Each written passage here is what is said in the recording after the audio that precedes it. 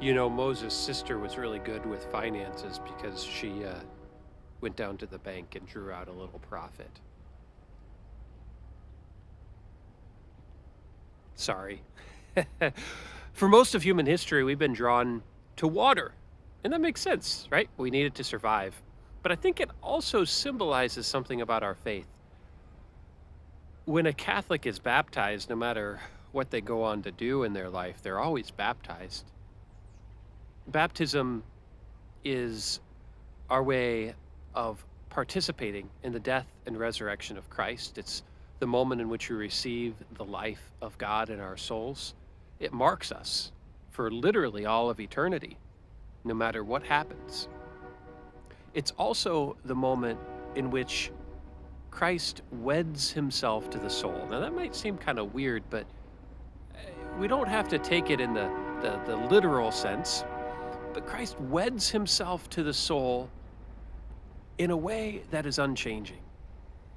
And so when we think about prayer, it's really good for us to think of it as a commitment, a promise, a fulfilling of our vows. Because even if we were a baby when we were baptized, well, our souls are still united to Christ, and we renew those baptismal vows every time we go to Mass and say the Creed, every time we receive communion.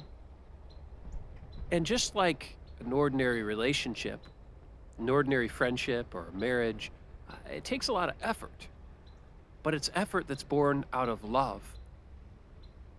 So just as we're always drawn back to the water, in prayer, we're always drawn back to our baptism. Think about the day of your baptism, how much God delighted over you, how much God loved you in that moment. Well, that's how God always looks at you. And just as in the Old Testament, he invited us to come and receive water, to come and receive that life-giving water that didn't cost anything. Jesus is always drawing us back to the life of prayer.